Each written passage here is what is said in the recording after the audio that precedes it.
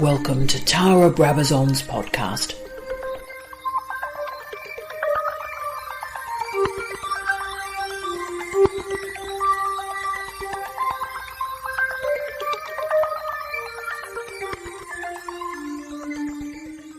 Hello everyone, Tara Brabazon here, and I'm really excited. We have such an interesting idea to explore this week in our podcast. I'm going to look at the phrase, get ready for this, are you ready? Are you ready? Are you ready? The Suitcase Scientist. What is this? Well, I thought the best way to understand what a suitcase scientist is to ask a scientist, nay, someone who has been a suitcase scientist. So it's my great pleasure, as always, to welcome a remarkable scholar, a remarkable human, who I luckily, perhaps accidentally, but luckily, married at some point. And it is the wonderful Professor Jamie Quinton, who is not only the Professor of Natural Science, but head of the School of Natural Sciences, and of course, an astonishingly brilliant, trained physicist on this Sunday morning. Good morning, Jamie. Good morning, Tara. Good morning, everyone. This is exciting. Now, this is interesting to me for a lot of reasons. And one is, I suppose, the idea of I've always been interested in mobility and movement. And the late great Professor Urry explored the nature of mobility for academics, for money, for people, for capital. So I'm interested in the movement of ideas. And I think the Suitcase Scientist is a really innovative view or vista into mobility. So the first question I want to ask you is about the, if you like, the context or the equipment that enables the suitcase scientist. So I wanted to talk about synchrotrons. What is a synchrotron, and what is the role of a synchrotron in data collection and data analysis? And what disciplines are we talking about here, Jamie? Okay, great question. So let's unpack a couple of things. So the first thing is the synchrotron is a large facility that has equipment and the ability to perform experiments that you can't perform in a conventional laboratory in a university. Yes. And there's lots of different types of facilities like that. For instance, if you have a neutron scattering facility at a nuclear reactor or so on. So people have to travel to these facilities because you can't have them in your lab, right? They're billion-dollar facilities. Right. They've got equipment that a typical conventional laboratory would struggle to be able to fund. Yes. And so it's like a concentration or collection of techniques and places that people travel to perform really high-end forefront experiments. Now, the other thing I wanted to unpack was the notion of a suitcase scientist, because I kind of used the phrase when I was leaving my postdoc in the US. And in the US, when I did my postdoc back in 2001, my role was to lead the group's synchrotron research at Brookhaven National Lab on Long Island, and I was at Rutgers in New Jersey. Hello to any Rutgers people if you're listening.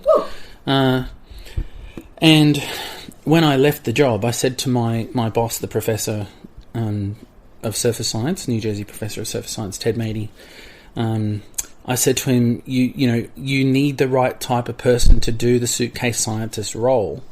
And that's because, in my case, I had a young family with me at the time, and I spent probably half of my time travelling to go to the synchrotron at Brookhaven.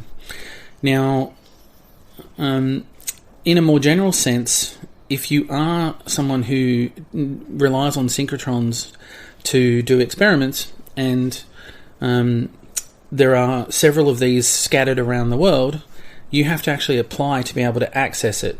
And they're usually oversubscribed, and usually it's quite competitive. So this is beam time. This is when we talk about beam time. So the synchrotron is basically a light factory. It has different types of radiation that you can use to study samples of whatever kind you like. And you can look at everything from, microwaves right through to hard X-rays and gamma rays to do experiments that involve how these radiations interact with your sample. So if you're looking at medical imaging, you want them to go through it and you want to measure what comes through. If you're interested in materials, you might be interested in absorption, diffraction, interference, all these kinds of behaviours on how the radiation interacts with the material so that you can get information about the material. So methodologically, it's about accessing a range of techniques all in the one place. So you can apply for beam time on one type of experiment, or you can apply for beam time on a different type of experiment. So it is a large laboratory full of different kinds of techniques, right? Very expensive, very high end. And so what sort of disciplines are we talking about? From what I've picked up already, so obviously chemistry is involved, physics is obviously involved, but I'm picking up some modes of biology as well, and the applied sciences, so moving into medical sciences. Is that right? Yeah, it's just about everyone really. So biologists are interested in things like protein crystallography, so they interested in studying proteins and how proteins behave, how they fold, how the branches of the different arms on the protein behave, and they create proteins and they create crystals of them, and then they do things like diffraction to look at the structure of the proteins. So all of the genome type database collection involves these kinds of techniques. Everyone from engineers who are interested in creating new materials and looking at the structure and the bulk properties of the materials, right through chemistry, physics, and as you said, a lot of forefront medical research is done at synchrotrons, for instance. Oh, look, that's absolutely fascinating to me, and I think this is leading to my next question. And also, I'm fascinated by your discussion about the synchrotron, that these are special and specialist, very expensive, billion-dollar pieces of equipment that are incredibly precious to the planet. So they're not only about, precious to a province or a state, they're actually precious to a nation state and precious internationally. So therefore, what I'm interested in, and you've already talked a little bit about how you've created this suitcase scientist type of model. Now, I love this phrase. You're one of them. Now, why the suitcase? Why the scientist? What's going on here? Now, this is really interesting for people in all sorts of disciplines, Jamie, because this is about, we go to an archive, or we go to a library, or we go and do field work. What are you going to, and how does that change who you are as a scientist through this mobility? So they're great examples you've just provided. I'm sure the fieldwork scientist at times feels like a suitcase scientist. Mind you, if you're going in the field, you might not have, the suitcase implies you're going to hotels and places to stay. But the idea of it being mobile is in fact at the heart of the phrase. Interesting. Now, the question you just asked me was about the importance of them. Yes. To nations. Yeah.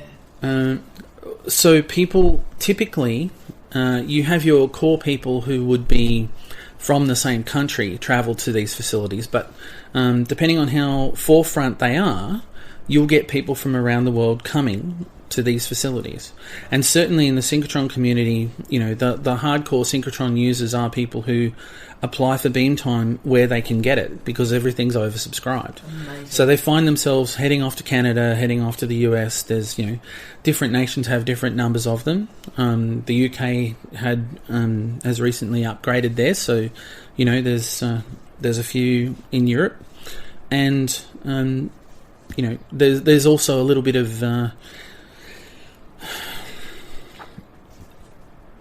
fun, I guess, the way in which you frame it, because if you go to Geneva to do your synchrotron research, you head to where the Swiss Alps collide with two other countries right on the border of the three of them. Wow. So there's a bit of a romanticised nature as well, but people travel all around the world to access these facilities. Same goes for neutron measurements and neutron scattering experiments at various nuclear reactors, like the one in Sydney. See, I'm very, very interested in the scientists themselves. So this human being that is moving around getting beam time and going to these places. I'm very interested in academic mobility more generally. And this is a very odd and unusual rendering of it that I think we need to think about more. Tell me about that person. So they're there for beam time. They're there to... Am I getting from you that they go there to work incredibly long hours for an intense period and then leave? Is that accurate? That is correct, yes. So you're given a window of time to access the facility, and you want to make the most of it. It's very hard to get access to it, and then you really want to use every second you can. So if you go by yourself, you'll probably be there for 20 hours a day trying to get as much data as you can. Yes. If you're clever, you'll take a couple of people with you, and all three of you will still work really hard, but you'll stagger your time so that there's experiments running constantly during that window of time. And that window of time could be 3 or 4 days or more, depending on what you're doing. Yeah, and so therefore my final couple of questions, I suppose, are involving the people like me who look at city imaging and regional development and the role of a university in economic and social development and also the development of citizenship, right? So I'm fascinated by this. We've looked at the individual scientist. Let's take a step back if we can. What does a synchrotron do for the university that has the privilege of housing one? So it does wonders because it creates a point of focus where people want to come to you, right? So it's a complete inversion, if you like. The Suitcase Scientist is an inversion. Instead of going into your laboratory to do your experiments, which might be located within your building near your office, you have to travel to your laboratory. Now, if you're the university that's located close to a synchrotron, then people come from all around the world to you, and collaborations happen more naturally, right? They happen where there are interactions. So it's not unusual for the local users of the university to access the synchrotron like it's a lab in their building because it's right nearby. Wow. And yeah, you can create all kinds of opportunities. And it really is a specialist national... I mean, it's national scientific It's international, really. It's international scientific infrastructure. This is powerful. So therefore, this is the final question I want to ask you. And this is starting to lead into sort of my turf about the gift of universities to cities and towns and regions. What do you think a synchrotron does for a city or a region, noting that they're rare? And Jamie and I, when we were talking about prepping up this podcast for you this week, we talked a lot about sport rather than science. We talked about, the Olympics comes into a place and, it seems to bring a lot of money, but actually they cost a lot of money and they often lose money. If you're looking at which bits of sport make money for a city or a region, it is sort of the youth competitions or the under-13 hockey. It's very unusual. So it's the smaller sport-based enterprises that tend to make money for a small city or a region. How does the synchrotron operate in terms of building up a city or a region? Well, certainly most places that have synchrotrons like the synchrotron seems to be quite positional. There's a bit of political nous and nuance behind choosing where to put one. So the neutron nuclear reactor's in Sydney, but the Australian synchrotron's in Melbourne. Yeah. But in places around the world, there's one in Chicago. There's Geneva. There's out of London, so most of them are situated near, big first or second tier cities. In terms of what they do, because these things are about knowledge creation or, knowledge discovery, it's kind of the intellectual equivalent of creating a facility that no one else in the world has. So even though there's lots of synchrotrons, the individual equipment on the individual synchrotrons tend to be individual. If you want to do a certain kind of experiment, and there's a lot of parameters that are involved in this thing, there might be one particular beamline around the world that gives you the best combination of apparatus to do the measurements you want to do. Mm-hmm. And people around the world know this, so they go to the synchrotron of their choice, or they try to get there, to do the experiments they want to do. And if you have lots of people coming, it's a draw, just like the same thing you have when you have a convention or an Olympics or whatever. It's really raising awareness of your local city or your culture, your people, to others. Now, yeah, that's amazing to me, because a conference goes on 4 or 5 days, takes a huge amount of money, huge amount of work for 4 or 5 days of an impact. But equipment science like this in a synchrotron is a 24/7, every single day of the year event. Now, so therefore, I'm sort of amazed that we're not talking more about synchrotrons, and that's sort of my final concluding role here. Is it because the Suitcase Scientist goes to the synchrotron, works incredibly hard, might have a hotel room, eats a bit of McDonald's and leaves, and that this sort of practice and behaviour and travel is invisible? Why aren't we talking about this more? I think you're probably right, because usually when they leave, they're exhausted. and they don't really get to see much of the place, right? They turn up, they work their backsides off, and then they leave. But in the same way that scientists or academics in general, they'll use conferences as a way of kind of living vicariously and taking their holidays when they go. They go to a conference and then they spend a couple of days staying in the place where the conference was to see it and so on. If the synchrotron user could get a rest while they were doing it, they could do something similar. That is fantastic. So the branding, the intellectual branding of these cities is remarkable for the synchrotron. And I just think for those of us that are interested and are deep believers in the role and function of higher education and universities in enabling all sorts of development, we need to be talking about the specificity of these functions a lot more, like the synchrotron. And it does drive behaviour of individuals too. The people who are synchrotron scientists will try and get jobs in the universities near the synchrotron, right? There's no doubt in Australia, so there was a bit of toing and froing over where that synchrotron was going to be built, and the universities in Melbourne, and Monash in particular, have improved their standing because they're the ones nearest to the synchrotron. That's incredible. And therefore of economic benefit to students. We haven't even sort of mentioned the student impact in all of this, but one would think that you've got great scientists located in these universities to be close to the synchrotron, which is then enabling the next generation of scientists as well. Yep. Absolutely fantastic. Yep. And I just wanted to say, while I was thinking about the Victorian universities, all of the Australian universities have benefited from having a synchrotron. The Victorian universities in particular, because it's local to them. Yeah.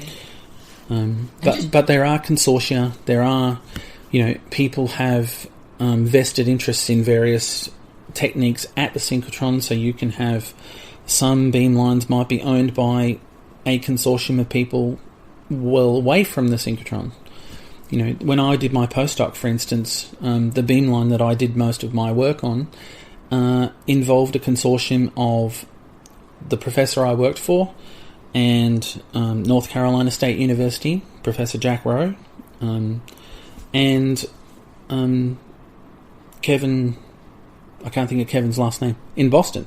Those three people were the main people who basically owned that beamline, looked after that beamline, and users could come and use it, but they were the dominant users of the beamline. And it had the characteristics that they wanted for the experiments that they wanted to do. Fantastic. And so therefore it's been 20 years since you were that postdoc, and it's been a great 20 years. You're now a professor and a head of school and all the rest of it. But you were that Suitcase Scientist 20 years ago. How did it impact on you in your career? Well, it was very useful, very, very useful. It was empowering for my career because you get experiences you get multiple experiences at a synchrotron. You meet lots of different people. You talk about science beyond what you would be doing in your laboratory, right? It also gave you skills with interacting with diverse range of people, doing a diverse set of experiments on all sorts of things. It gave you some really advanced expertise with ultra-modern equipment. So there were two postdocs on our beamline. I was one, and the other one came from North Carolina, and both of us were the ones who tended to look after the bulk of the operations on that beamline. Now, we weren't the beamline scientists. There was one that was local at Brookhaven who looked after several beamlines, but we were kind of the experts who calibrated the thing, looked after experimental design for a range of people. You don't get that experience in your lab. No, that is amazing. And again, 20 years later, we're still talking about that today. And I've gained a great deal from this conversation. I've learned a lot. I mean, I spend a lot of time thinking about how universities serve their cities and their regions and their nations, and we need to be talking about this a lot more, because obviously higher education at the moment, as you and I know, is under a lot of different threats from a lot of different avenues and pathways, politically, socially, economically. And in tough times for health, particularly post a pandemic, we often ask, what's a university for? What's the point of a university when there's so many people that so desperately need public funding? And what you've captured here is the role and place of a university in all sorts of economic and social developments that perhaps are not self-evident on a daily basis, that are hidden but are activated by this mobile scholar, this suitcase scientist. The suitcase scientist also, so I know several suitcase scientists, they tend to be a linchpin in a larger operation than what you would typically see in a conventional laboratory. So, we're talking about synchrotrons. Whether it's a synchrotron or whether it's neutrons, it doesn't make a difference. A lot of industry, for instance, will want to actually access these facilities, and they won't know how to do it. They don't know what information you can gain and why it's useful. So facilities that on the larger scale are absolutely critical for forefront research that ends up being of economic benefit to nations, simply because there's strategic and targeted research that even the companies that are doing the advanced manufacturing and so on don't know how to access otherwise. Thank you, Jamie. That was brilliant.